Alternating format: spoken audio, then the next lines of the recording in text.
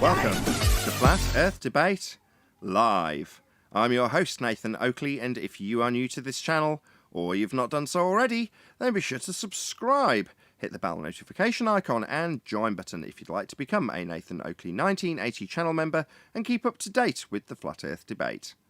If you would like to support the channel, there is a super chat that runs alongside each of these shows while they are live, and there's also a PayPal, Patreon and crypto link in the info box below the video. Also below this video you can get £50 for swapping your UK electricity supplier to Octopus Energy, and this is of particular note if you drive an electric vehicle. Most importantly, if you'd like to join the discussion, simply mute the page you are currently watching, then click the link in the info box below this video to join the panel and express your views on the nature of Earth. If you do join, please don't swear. If you do, you'll be ejected, and if you are, please don't try to rejoin the stream using sock accounts. You'll be warmly welcomed back on the next stream. Please also share the show on social media. Sharing the show obviously increases the live audience, but this in turn increases the chances of a more diverse panel, so please share the show on Facebook and Twitter. Now we are joined by 10th Man, Refracted Curvature, Neil, and a whole bunch of people in Discord, so welcome one and all. Yo, yo, yo. Morning. Morning. Good morning. Good to have you all. Excited bunch that you are. It's good to be here. That's good to know. In the pre-show, we were discussing the fact that we've won. We've taken apart and dismantled literally every single globe argument there is to claim a sphere with. As a result, they don't want to talk about the black swan. They don't talk about 90 degrees. They don't talk about elevation angles. Well, that's because they've lost. Any evidence you can have an elevation angle, or acquire one, whilst using a curved adjacent? Impossible. They have to work with a 90 and a zenith, which is one and the same when you're using the sextant. So how do you get your 90? Where'd you get your right angle? Where'd you get your zenith? Yes. It's always zenith, the highest point in the sky, directly above you. How'd you acquire that? Well, when you're using the sextant, it requires a right triangle. Don't mention 90. Well, they don't like 90 or zenith or straight lines or horizontal. No, they quite like zenith. It's one step removed from acquiring a 90 degree to it. So they just acquire the zenith without the flat plane that they need, and then just say zenith. So they don't mind zenith. The thick ones don't mind zenith. Or the more intelligent ones that know the thick ones don't mind it, so they use it because they're intellectually dishonest. Well, the problem with that train of thought or thinking is you got to define what zenith is. Something directly above you, straight vertical. I mean, just like a plumb bob. Okay, so once we define that, then what tool are you using?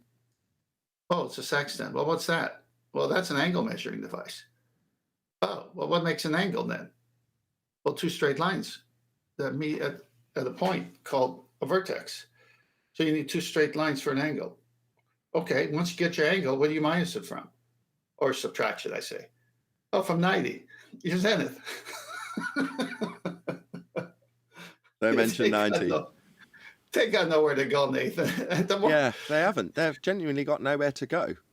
You know, and a few examples of recent times have been confessions of a flat plane. It's not their automatic assumption of a sphere Earth. They've got to get around the fact they're measuring angles off a flat plane. So when you quiz them on that particular stage of their endeavour, they'll deny their sphere belief at that point, because they've got no option. They've got to measure it off a flat plane. So obviously at that point they're not begging the question of a sphere. I mean, technically that's just them giving us a flat Earth, right? Well, no. That's you needing a flat Earth to make this claim in the first place, which means that everything thereafter that you claim with a curved adjacent doesn't work with the original measurement. They've got literally nowhere to go. Earth's flat. We can prove it. You can't get an elevation angle from a curved adjacent. Any evidence of a physical geometric sphere edge? That's a horizon formerly known as Earth curve. No, you're going to need R for that. That was the black swan. And the black swan, they haven't got that yet. And the Sextant argument is taking them back to the black swan, and they still don't get it. Any evidence of axial rotation of the Earth-based variety? None whatsoever. My goodness, none of us have ever experienced Earth turning and us on it while it's turning. Simple test. Go up in a hot air balloon and let the Earth turn under you. It doesn't happen. Any evidence of the distance to the sun? No, it's just a light in the sky. You can need R for any distance measurements anyway, and they don't got that. Well, on that one, when Eratosthenes assumed light angles were coming in parallel to a flat plane, that's how he was measuring it, right? He just assumed that the shadows were caused by sunlight that was parallel. Well, that's not what we see. No, in fact, Nathan, I'm going to post a picture right now, Master B. I'm glad John brought up that topic. It's coming your way as I speak. 90% and 100% complete. Master B. Tell me when you have it. But yeah. The reason I bring that one up is because you can take the observer and dip angle, all of that part of the argument out, and then you just address the flat plane and the measurement you're taking on it. Let me know when you want me to comment on this picture. Yeah, I've got the picture up, but you're completely right, John. You're going to need a flat plane in the first instance, so that's all we're ever going to focus on. And this is step one, where they're going to go. Well, we've seen where they go. They deny their sphere belief because they've got to. Go ahead, take this up. Okay, as one could look at this beautiful picture, can anyone literally look at this picture and say that the sunlight is coming in parallel? Anyone? It isn't. Of course not, because you can see it. It's right there. But they're telling us that sunlight comes in parallel, which is essential for their model. Because for them, they have to assume the Earth is a sphere, number one, assumption, but you ain't got R. And number two, that sunlight is coming in parallel with that number one assumption, your second assumption, sunlight coming in parallel. Because then you can have corresponding angles if you were to trick everyone that the actual measurements were coming from the center of this pre-assumed globe that doesn't exist because you don't have R. But you also need, once you get that lie out, you also need the sun to cooperate with you. Well, the sun is not cooperating with you because sunlight doesn't come in parallel. And so it's not going to hit the surface at the parallel ray for you to say you have a corresponding angle to the center of something that doesn't exist. So look at where the sun is and look at the rays going down divergent. But then look at above the clouds and between those two parts. Do you see as the sun is setting or going away from us, it does light the bottom of clouds. Now, how does that do that? Well, because the sun rays are divergent. You can see it's going down to the ocean, but it's also going up, but it's also going sideways. How in the world can you be honest with yourself and say this is parallel rays to give your globe half a chance? Oh, well, I'll tell you how they do it. They put it in Muppet vision, like everything they do. Oh, well, if you see the side of your own head and a view of Earth from about 500,000 miles away, and the sun not to scale, then I can draw straight lines between the sun and Earth. This is obviously a perspective view. If I remove all aspects of physical reality and put it in a view that you can never obtain, then I can draw them straight. The parallel sun rays on our globe, if it's looked at correctly, would mean there would be a winter for everyone on the world in June and July, and a summer for everyone on the world in December and January. It's complete and utter nonsense. Besides the fact that it's not real, it also wouldn't work. Hello, everyone. Hey, Nathan. Hey, Brian. It's Brian's for the audience's benefit. Brian's describing the heliocentric claimed distances during northern hemisphere, summer and winter. So the distance of Earth from the sun in the heliocentric model is further in our summer, in the quote-unquote northern hemisphere, than it is in the winter. So it's actually the Earth at its closest to the sun in the northern hemisphere winter. So there you go. Just going to ask this question before I read out this super chat. Any evidence of the R value?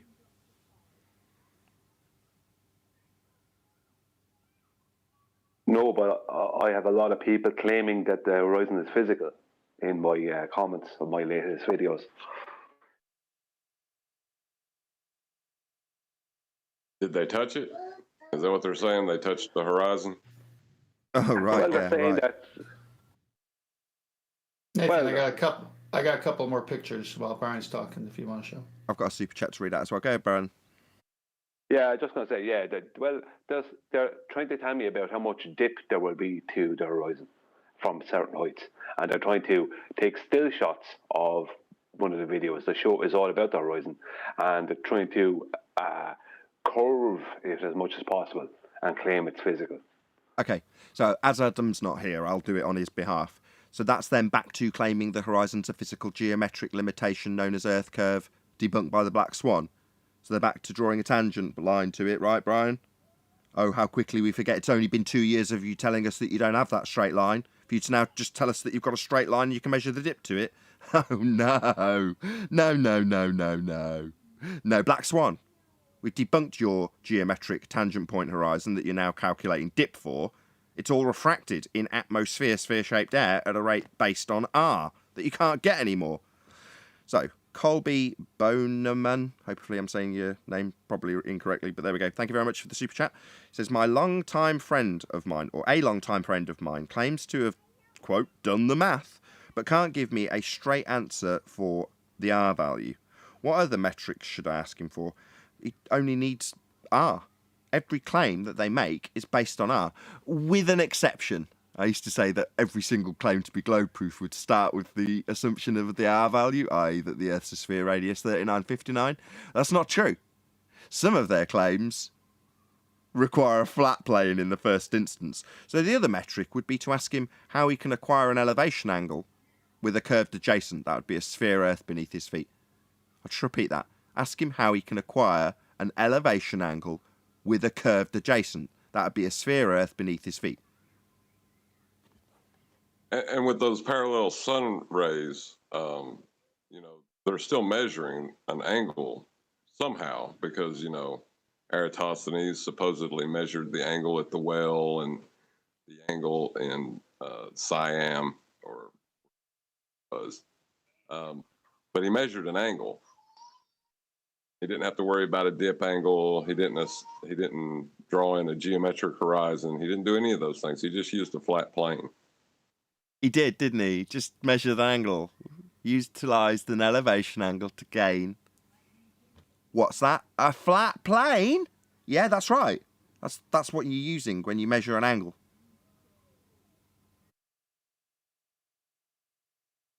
Any evidence of a self-perpetuating molten iron core at the centre of a presupposed spherical Earth? That's just silly.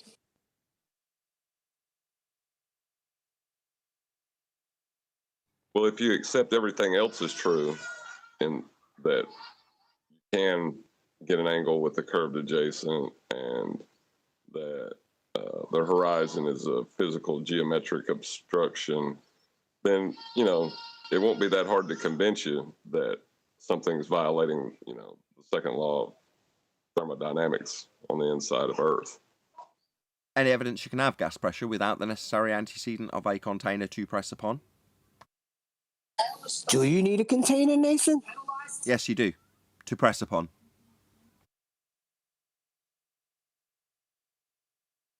Do you need it? Do you really need a container? Yes, let's quote conspiracy cats. Quote, without the container there can be no pressure, end quote. So it's pressing on something. Yes, hence the term pressure.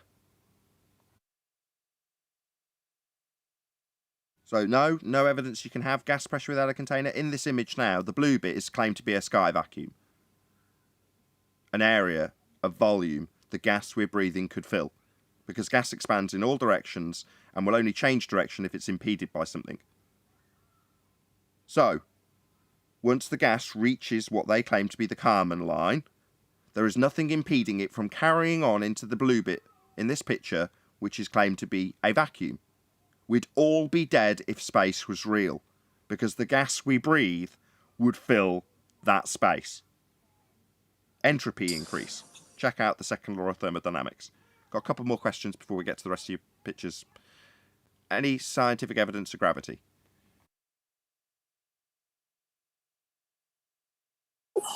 Negative. Any single viable hypothesis from any of the fields of astronomy, cosmology, or astrophysics? No. Not yet. Apparently, if you're a heliocentrist in that field, you'll have to assume a flat plane to acquire an angle to then ignore that measurement and assume a radius to assert. Oh no, they won't of ignore the measurement. No, just got to correct you.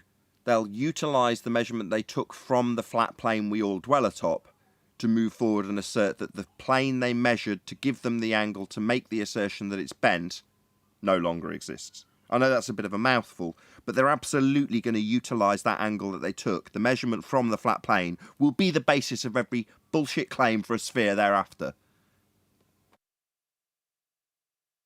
You're going to need a flat plane for that sphere claim. Right, 10th, that's done. We're housekeeping finished. All done. I've got your second picture up with the sun looking more like it's just shining down than up, obviously with less clouds directly above it. Yeah, I mean, you can just look at any image under divergent rays on the internet, and you can see all different ways of how the light is going divergent. And when you have clouds in the way, it makes it even more exceptional. So when we showed the ones a year ago, it was a video time lapse of clouds over Houston, and the rays were coming divergent as seen in these pictures. And when they hit the building cast a shadow based on the angle of the ray. So goodbye, Eratosthenes.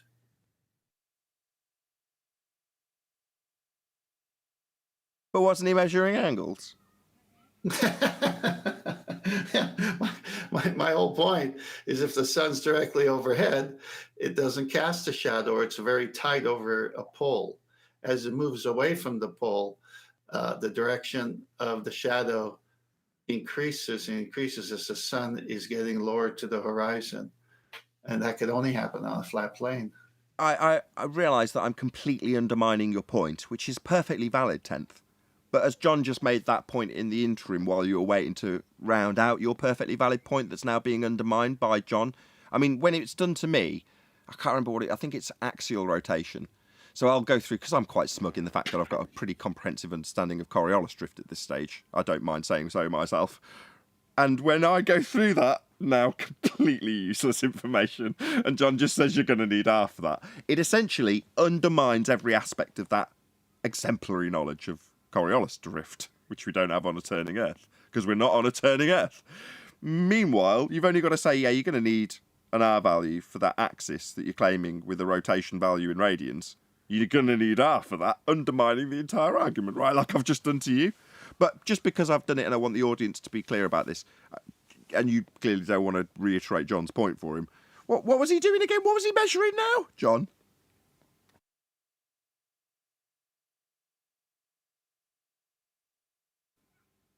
John's gone. He's got kidney issues at the moment. I want to make the point.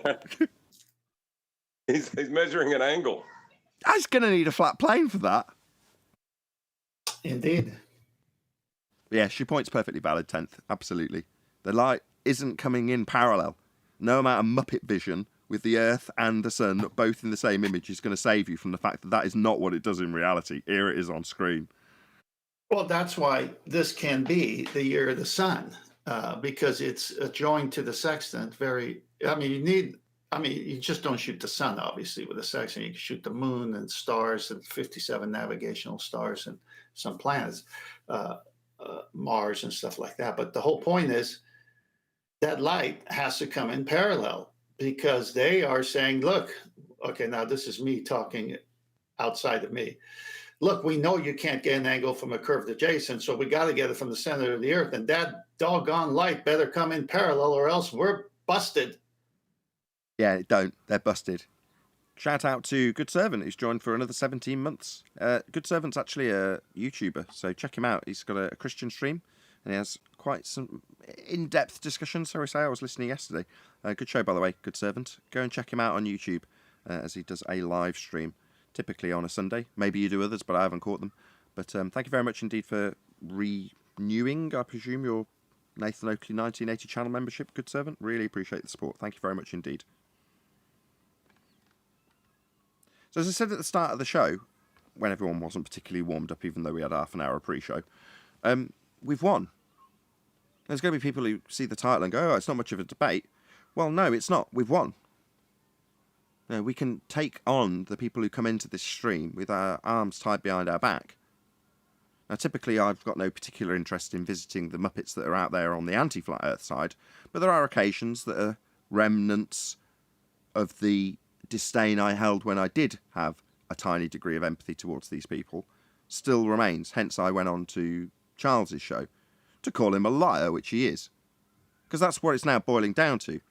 You know, the only interest I've got in proactively going out towards these people is to show them to be the outright scum of the earth, lying through their back teeth people that they actually are. And tell them to their face. Because they need to know. These people need telling. You're just liars at this point. Now, if you don't want to accept the arguments that have absolutely annihilated your position, then you become a liar. Because that's the only position you can take. Reassert that something's not debunked when it clearly is. Well, head in the sand arguments aren't going to work either if you're just ignorant. But the people who are out there on the circuit aren't ignorant. A lot of them are reasonably intelligent people, some of them highly intelligent people, which leads me to only one conclusion. They're liars. Ignorance isn't an excuse at that point. So, talking to you, Globe Believers, you're all liars, because that's what you're doing when you're not here, at the tip of the iceberg, dealing with this head-on. That's us. Now, we're in the minority. You shouldn't have anything to fear from us. You didn't in the past. But you do now, don't you? And you should fear us, because we're destroying your religion. And you hold that very tightly now, don't you? We know just how tightly you'll hold it in the face of adversary and all of the contradictory evidence that's presented to you on an almost daily basis. So you can go out on other circuits where people are a bit less clued up and lie about aspects of your religion that have been debunked here. Well, that's fine by me. I said it a couple of years ago. I'll keep saying it. Yeah, if it's quiet and there's no one here to defend the undefensible, that's fine by me. There would be if it was real. They'd be here in droves like they were at the start of the debate. Because back at the start, we didn't understand the arguments as flat earthers. We were the ignorant ones. And the oh-so-righteous, globe-believing Muppets piled in en masse to tell us how wrong they were. Because they could win. And if we had anything to say in reply, they could shut us down. With the universally available mute button in Google Hangouts that's no longer around. Now, what have they got to present? Lie about needing R like Charles does? What are you going to do? Back the liars? If you're watching these people and we are pointing it out in a very overt way, yeah, he's lying. You all know damn well you need R. Him saying I don't need it because he's got to measure a flat plane, yeah, that ain't going to fly either. Because that's just our victory. Lying about your loss won't help you at this stage. It'll just have someone like me coming on your own show telling you you're a liar to your own audience. There we go. That's the state of play in 2020. Sorry to keep jabbering. Go ahead, John. I was going to say, at this point, we don't even have to speak to destroy their arguments. If we were there with them and we had a finger, we could just point at the baseline they're using to make their claims. Precisely. You're going to need a flat plane for that. I'm happy. I'm very happy because I hate getting into the position where you've got to understand the begging the question fallacy that they used in the first instance to undo it from within. It's always annoyed me. Hence me focusing so much on their requirement for an R value to make that begging the question fallacy work in the first instance. If they haven't got it, they can't beg the question. So, that's where we were at with the Black Swan. Now, the argument for the Sextant starts with a flat plane. They don't have to get into the wrangle-dangle of what they're going to do after they've assumed R. They can't. They've got to measure an angle, and they're going to do it with a baseline that's flat. So it really is game over if they get here. The first thing they're going to do is, where's Wally? He'll probably be the first and last to do it. They come in, tell us about how they're measuring flat planes so they can go forward to presuppose the ground that they've just measured flat's actually curving and they've got a difference when they're measuring a satellite in claim to be geostationary orbit in a sky vacuum that doesn't exist, with a measurement that doesn't stack up when we actually double-check the maths. Meanwhile, they've just bent the very line that they've used and measured flat. So when you say to them, why aren't you measuring a curved adjacent? You're claiming the ground's curved and you're measuring it flat. You think you're on a sphere. Their reply is, quote, no, I don't. Open brackets, think I'm on a sphere, close brackets. Epic. Well, telling us you don't think you're on a sphere because you have a necessity to measure a flat plane is just proof we're on a flat plane.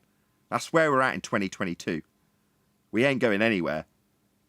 Quiet is good. I like it. Go ahead, sorry. Did he use that argument to try to get Bitcoin? Yes. Telling me, no, I don't, when asked why he's not needing a curved adjacent, i.e. curved earth, to measure beneath his feet. Yeah, when asked or told, you think you're on a sphere, he told me, no, I don't. Because at that stage of his argument, he's got to measure a flat plane. So being on a sphere at that point isn't part of the argument. So he's got to deny being on a sphere to take the first step, which is measure a flat plane, to then take the angle measured on a flat plane to assert it's not flat and measurable anymore, paradoxically speaking. I wonder if he approached Mark Sargent after that and tried to demand Bitcoin from him after declaring how flat it was. Dave Weiss, but yeah. Yes, he did. Yes, he went to Dave Weiss and doubled down, I asked. Yes, he did do exactly that. These people are delusional. Doesn't matter how many times they get pointed out in the comments, hello, in quotes, you think you're on a sphere, end quote. Where's Wally, quote. No, I don't, end quote. Wait, but isn't the Bitcoin thing proving a sphere? You have to prove a sphere to get Bitcoin. Yeah, you get Bitcoin if you come up with globe proof. He told us he doesn't think he's on a sphere whilst measuring an angle on a flat plane. Now, he didn't get to the point where he took that flat plane measurement and tried to assert that the ground was actually bent when he measured it as straight. He didn't need to get there because when I asked him why he wasn't measuring it curved, he told me he didn't think he was on a sphere.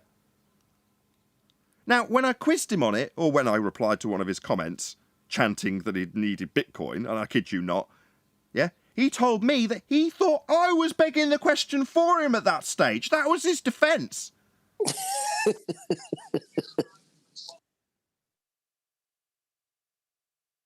So yeah, what are you going to do? You've got to measure a flat plane first to make any of these claims. Conspiracy Cats was the first to do it. He just managed to slip it under the radar to a certain degree, because it wasn't the year of the Sextant. What was it Conspiracy Cat said? Well, I'll even give you the flat plane. Yeah, because he had to. Yeah, I'll give it you. Well, okay. Do it without. Now measure the angle you made every single one of those Blackpool Swan claims with a curved adjacent. Oh, what's that? You can't? So you're going to need a flat earth for every single globe claim you made in that example. Oh dear, Cats. That's unfortunate. How embarrassing to now be raped by me live on air. Cats proved a flat plane when he declared that he was going to give us a flat earth. He couldn't do it if he didn't have one. Can't get an angle from a curved adjacent, can you? That's correct. How embarrassing. So where are all these fuckwits now? Cats, talking to you, fuckwit. Yeah? Let's go back over the Blackpool Swan claim. Let's do like I did with math. Flat Earth math. Charles, Cats, I'll meet you anywhere you like. And I'll ask you how you measure the elevation angle for the Blackpool Swan claims, every single one of them, with a curved adjacent. That's my question. Write it down, because that's the only thing I want an answer to. Your Blackpool Swan, what, 4 straight months of claims that needed a flat plane to make them? Yeah, that's going to need resolving. Right now. I don't mind where I meet you. I need to know how you measured a curved adjacent to make any of those claims, because if every single one of those claims of angles that you used in the Blackpool Swan were taken off a flat plane, then all you did was prove a flat plane.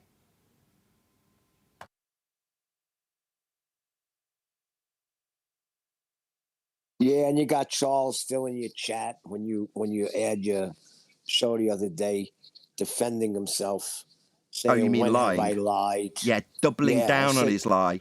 He's made 3 consecutive videos about whether or not he needs R, and every time I see him in any comment ever, he's using R. And I'm underneath you, Anna Charles, going, this man above me's a liar. There he is with the R value he denied needing and wouldn't give him a measurement for, but there it is in his comment. What, the R? Why would I need R? Why am I constantly making videos about whether or not I need it when every comment I make needs it? Yeah, because he's a liar. Charles is a liar. Like Katz is a liar. They're all scummy liars. The teachers in this arena are the ones that I despise the most. Right, their tongues are ripped out in hell. well, his defense when I addressed it to him was, "Well, I said globe model and flat model." Oh, so my false dichotomy means that because half of it needs R, I don't need R? Yeah, that's just his lie. Intellectual dishonesty? No, just a blatant lie. I've got a flat Earth compared to an R-based sphere Earth, therefore I don't need R. That's his lie. That's the essence of his lie. Yeah, do you like it, Charles? Flat Earth math? Yeah? When you're getting commenters pointing out that you are a liar. Also, the apple won't fall far from the tree, Charlie. Bet you wish you didn't bring up your children when I asked you for an R measurement, because I'll bring them up every single time I bring up your lie about R. Because that was the response I got from him. My kid's name Mercury. No, I asked you for an R measurement, Charles. Not about your kids' names. But yeah, the apple won't be falling far from that lying tree, will it?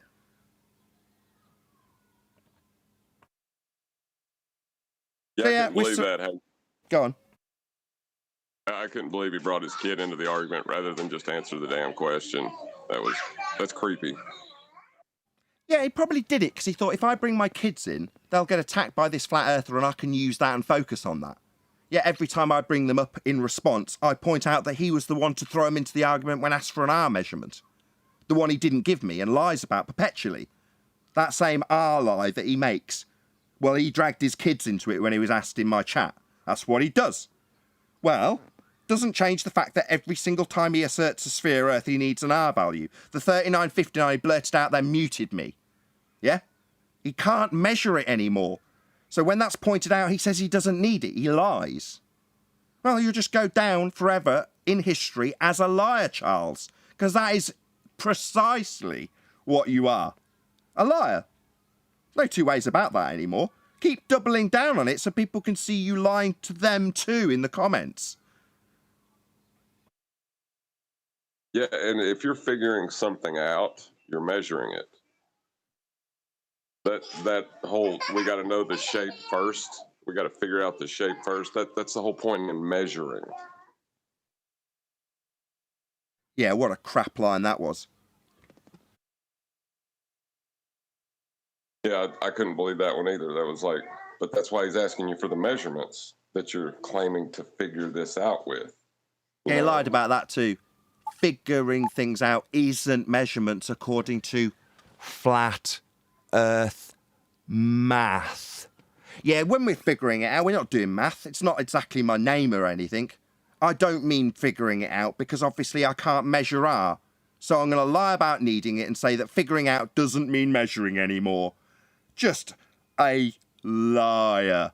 And I'm happy to bang on about it all the time. Because Charles, holier than now with his smug grin, portrayed himself as Mr. Honest. Well, as is always the case, the biggest con men have got the widest smile. And that's what Charles is, a con man. And he'll lie to your face like he lied to mine. It's just most people won't realise they're being lied to, because con men are really good at lying. Charles is really good at lying, and when he's caught out, he'll double down on the lie, because most people won't believe the lie if he's saying he hasn't told it.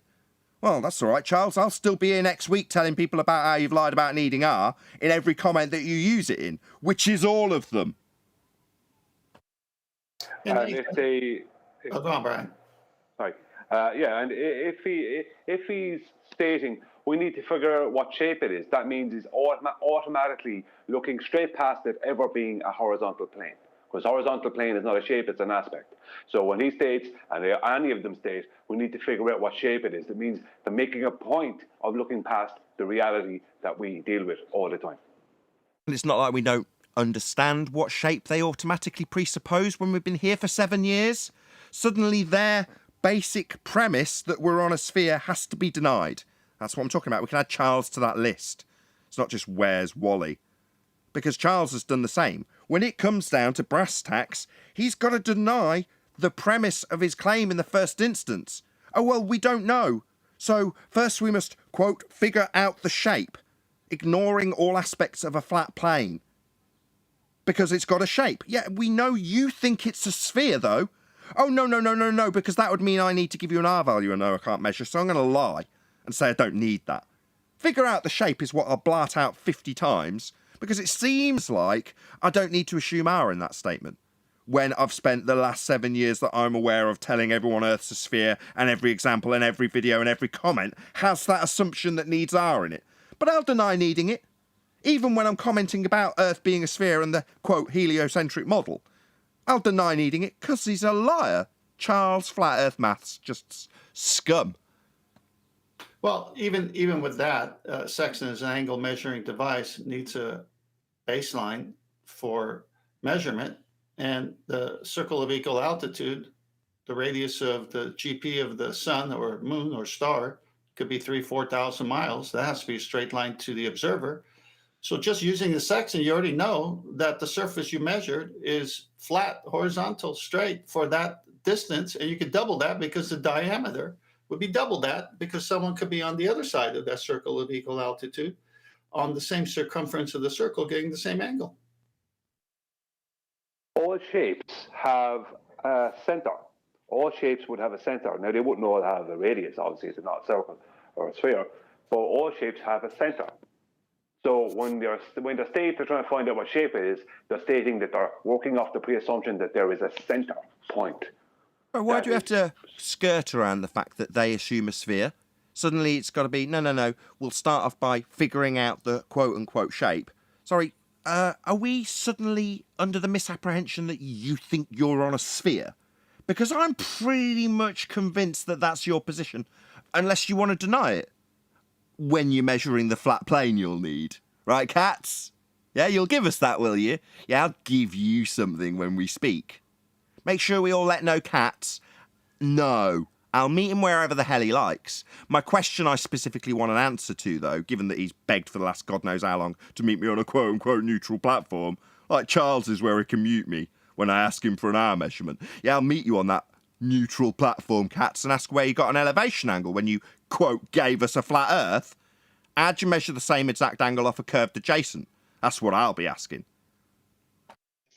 Well, I just want to, sorry for cutting in, I just want to put this out there that the Britannica definition of a measurement always involves some interaction between the object and the observer or the observing instrument. There's always an exchange of energy. I want to see where any of that takes place on this globe. It doesn't. They've got a reified model only. It doesn't exist in reality. Whereas Wally sent me a video into one of my newer videos, posted a video as a link in there in the comments. He's said to me, just going to give you a heads up, Brian, this is going to become a thing. This is what he said, right? What it is a video of this other guy, Scientism, out, who uses pre-assumed globe data, right, to show where there was a volcano eruption and what parts of the world got the aftershocks first and all this kind of stuff. And magically it matches the globe.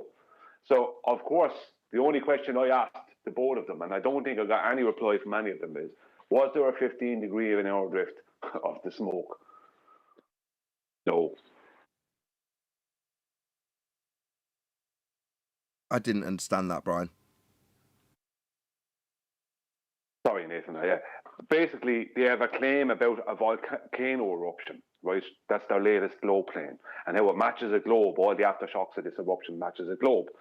But, right, the only question I asked, where's Wally, and this other guy called Science It Out, is, was there a 15-degree an hour drift of smoke from the volcano? You know, because... I still don't follow. How does their claim prove a sphere? I appreciate your rebuttal. It's because they have pre-assumed globe globe calculations that match the aftershocks. So where the volcano went off, the places in the world that got the first aftershocks match a globe, right? But the calculations all pre-assume, because I looked into this before, it all pre-assumes the globe. So they're like the aftershocks, where the aftershocks of the volcano affected first, match a globe only because it's already pre-assumed that it is a globe. It's all a calculation. I see. You need art for that. Well, yeah, Yeah. you'll need art for Right. that. But Are the That's aftershocks ridiculous. in lockstep as well? well, yeah. But what Brian's saying is there's a correlation between a presupposition of a globe model and an earthquake, and the predictions that the presupposition of a globe model make in terms of that earthquake, and them saying that the physical reality of the earthquake matches the presupposition of the globe model and its predictions. That's what he's saying. Yeah, it was a volcano, not an earthquake. Volcano. Yeah, and the only question I asked is, was there a 15-degree an hour drift of the smoke coming out of the volcano? Did he blow his top when you told Good him? one, Brian. That's all that matters, isn't it? Hey, Nathan, I want to give the sun some more time. I got some more slides after that last image. If By the way, the Himawari thing, they had that from space. They showed that volcano. Yeah, Mitchell has a video about that. Paul on the plane, he made a video, and Mitchell shared it. Paul on the plane. Yeah, what you're talking about. Is that what this is talking about? I don't know why I That's keep the hearing volcano in earthquake. question, Yeah, I keep hearing earthquake. I still don't understand how it can correlate with the globe model. When you say it correlates with the globe model, what's to correlate? No, it's a volcano eruption. And what it The is tsunamis that happened after. The data, Okay, just let me just explain my objection, Brian, because I don't want you to go through it a third time. Right.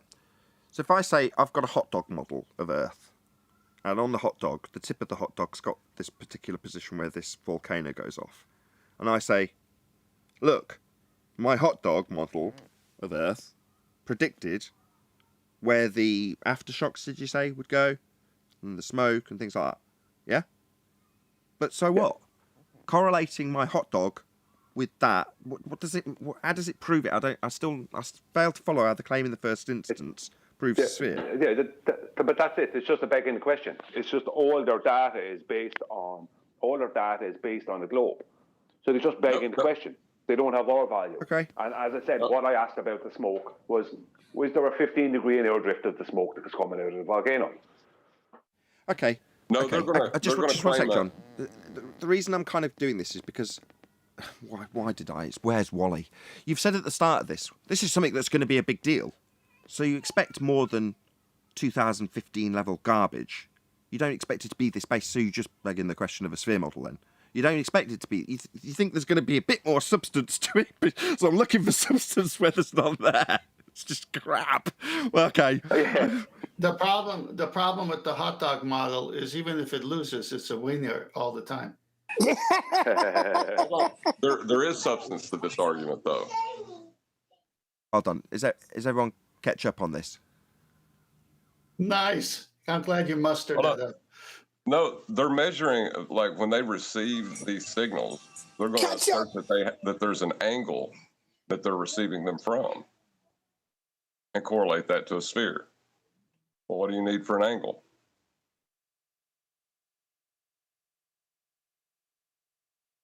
Can't think of a pun. I really relish these conversations. Oh, damn you!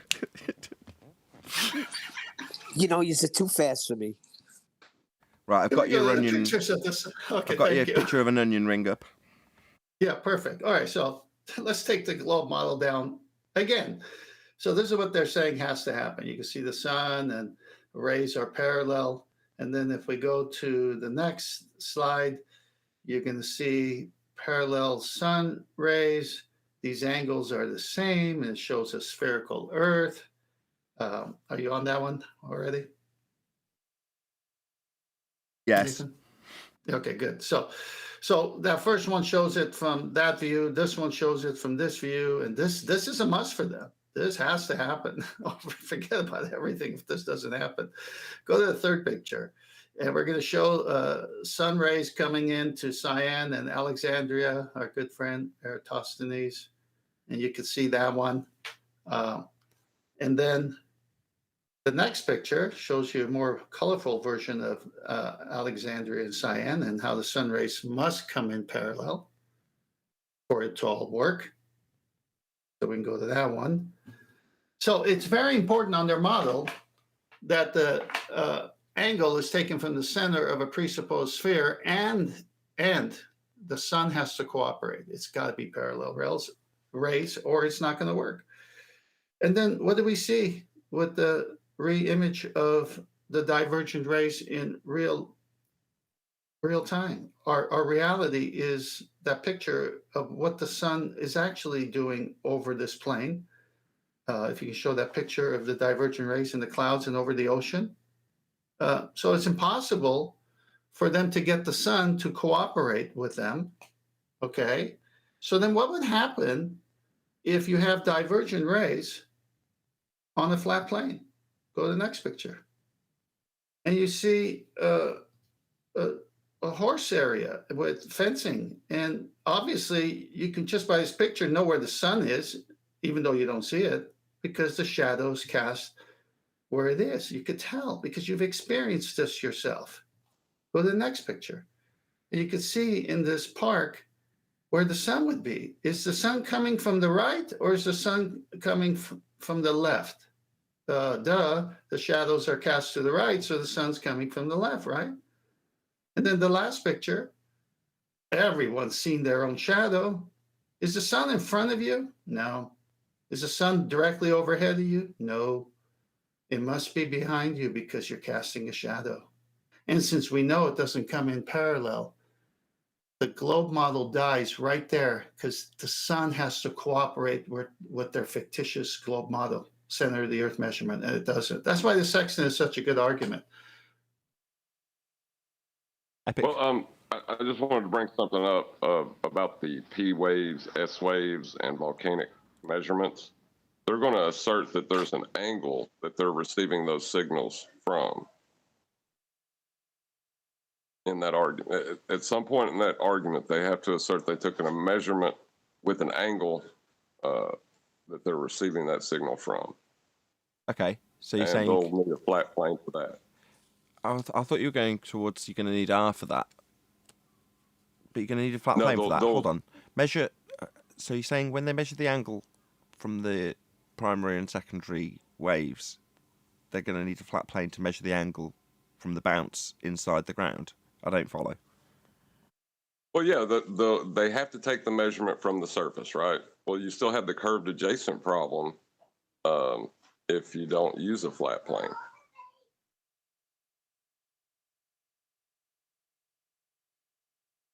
I think I follow. So if you're saying that the presupposition is that the lines are bending around the surface of Earth into the ground, then if you're going to measure an angle of a returning signal through the ground for an angle measurement, then you're going to need a flat plane to acquire it. Doesn't matter that it's coming up through the ground as a returned signal or a returned impulse or however it works. It's still going to need a flat plane for it. Right. Because then you won't be able to, you're going to be using the ground for your measurement, right?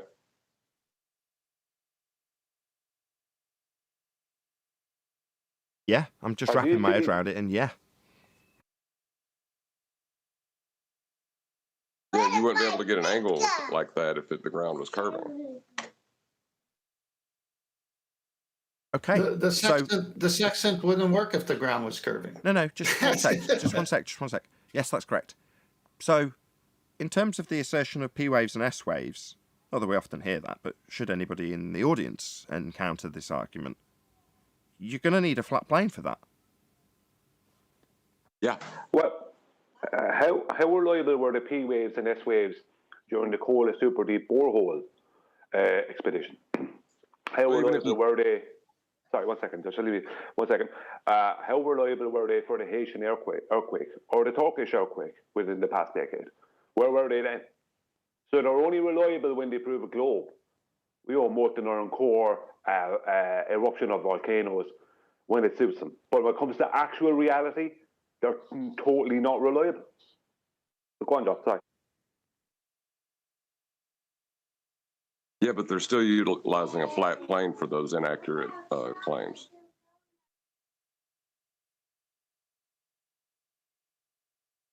Yeah, the point John's making is regardless of us being able to in the past pull apart the claim based on the inaccuracies that we can demonstrate, coal a deep borehole being one example, well, they're going to need a flat plane to make this measurement. So who cares that they got it wrong? It's like, so you do what now? You measure the angle. You're going to need a flat plane for that.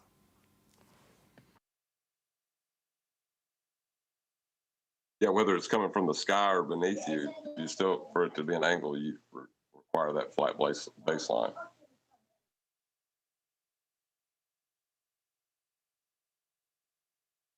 In case people in the audience can't tell, we're all paused for thought over this. You're on fire, John. Epic.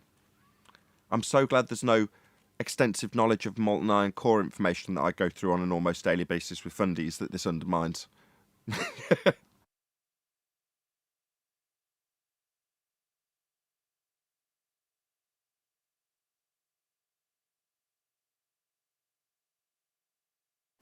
Should we say a little prayer now, or what? Oh boy. A prayer for the dying. I was only joking. It was just because there was a moment of contemplation. A bit like now. Shall we say, game over, man? Game over, man. Game over.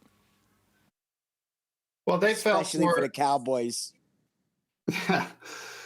They fell for the Sextant trap. They thought they had something with the artificial horizon and the bubble sextant. Bob took it first. We waited. Mitchell prodded it out beautifully. They bit on everything.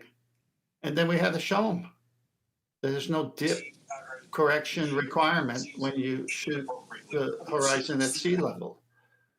I mean, I'm sorry. There is dip correction requirement when you shoot the horizon at sea level. There is no dip correction when you use an artificial means, whether an artificial horizon or a bubble, which is an artificial horizon for the navigators who are in the air in an airplane. Because they're assuming a flat plane, that's why you don't take dip. But when you're on the ocean and you're 14 feet above the sea level, you have to get that right angle precise. So you minus or subtract dip, whichever word you like. Nathan, what was the guy trying to say on Ball Busters at the end with the questions and concerns about the something about refraction and the sextant? I can't remember. You'll have to remind me. I'm counting on you because I can't remember either. Well, let's break it down. What does the sextant do? It's an angle measuring device. It's measuring an angle. So there's your angle. What is the dip correction do? What does all the other corrections do when you're at sea 14 feet above the surface of the sea level? It's calculations that they do to get it to be a perfect right angle, or as much as they can, so they could be only a half a mile off. Because if you're taking sights and you've got refraction at 15, 20 degrees, that's more from the surface and a lot less if you shoot a star that's above that degree line, so say 40 degrees. So they have to do all these corrections, but the sextant initially is taking an angle, and then they do corrections to make sure that angle is a right angle. So what could he be talking about? He's talking about, I do remember now, celestial refraction. So if you've got a star close enough to the horizon, they take into account celestial refraction. However, celestial refraction isn't terrestrial refraction, and when they're drawing a straight line to make their asserted claimed globe dip correction to bring it back up to a flat horizontal so they can actually measure an angle, when they do that, they're doing it with the pure geometry of a sphere that we've debunked with the black swan Neil. So when he says refraction, it's like, oh right, so you're saying the sextant has to deal with refraction. No, you're measuring the star, and you don't measure it below, say, 15 degrees, because you'll get inaccuracies because you're looking through a lot of air, and yeah, refraction's real.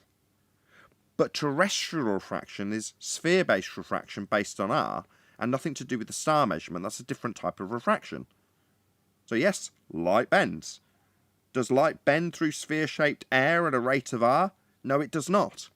That's a totally different refraction that they are not factoring in when they say on a globe, dip correction.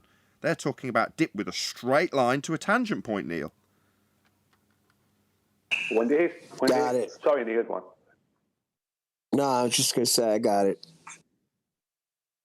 Sorry, I jumped in there in your place. Apologies. Okay, Brian. When they state anything to do with standard or terrestrial refraction, all they're doing is making a mathematical claim. That's all it is.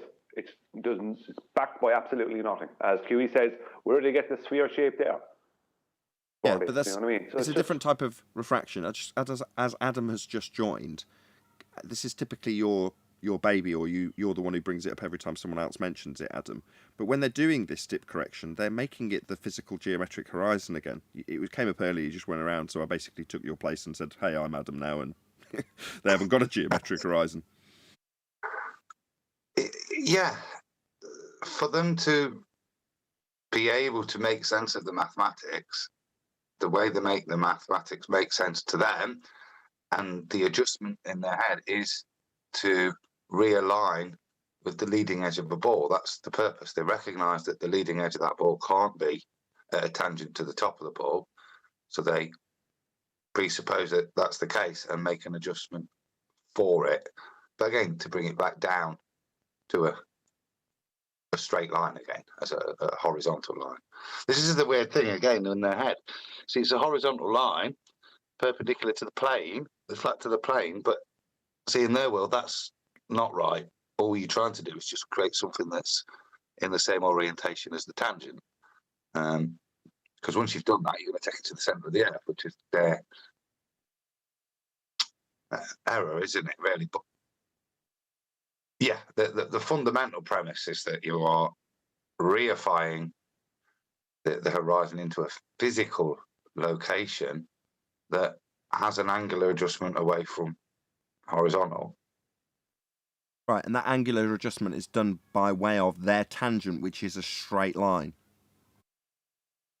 Yeah, teeter-tottering on the top of the ball. Yeah. Correct. Meeting the tangent point, that straight line, meeting the tangent point at a physical geometric sphere edge horizon, formerly known as Earth curve, debunked by the Black Swan.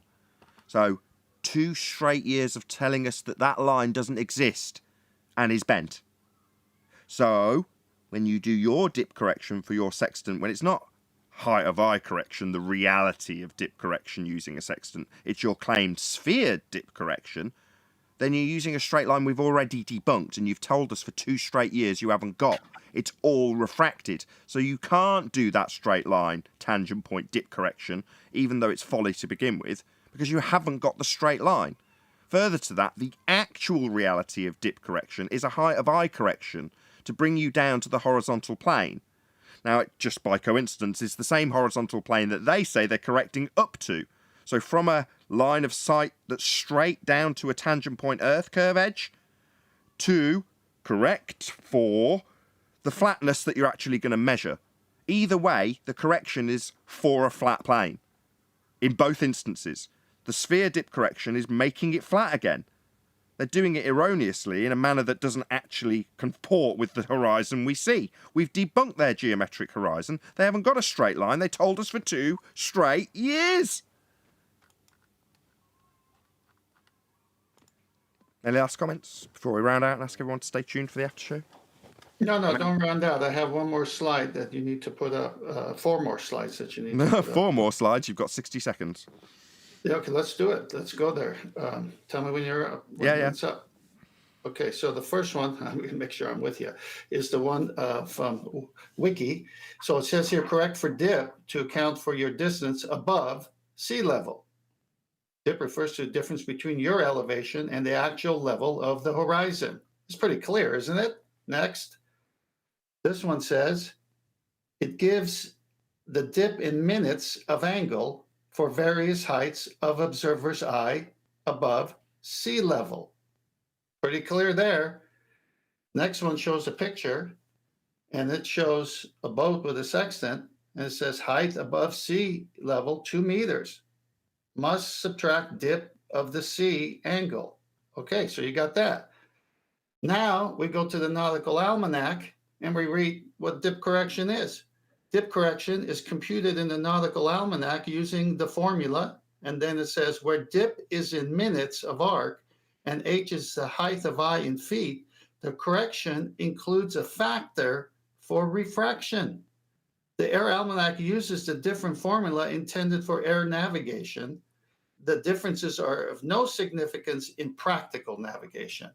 So there are tables that include the refraction, and there are tables that don't. It depends which tables you go, but the tables are always used after the angle is measured with the sextant first. Perfect. Excellent. With that, though, I am going to say a huge, massive, enormous thank you first and foremost to both Discord and G+ panels for making today's live show possible. If you are watching this on either Nathan Oakley 1980 or Nathan Oakley programming streams, stay tuned as there will be an after show to follow.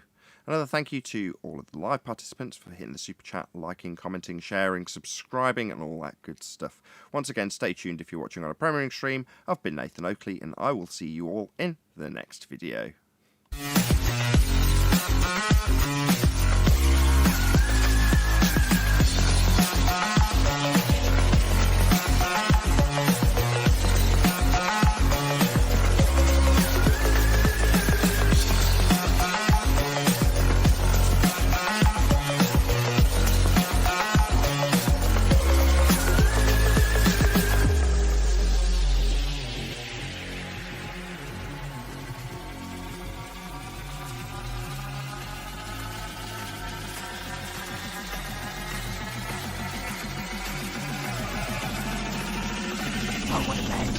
What a lovely day!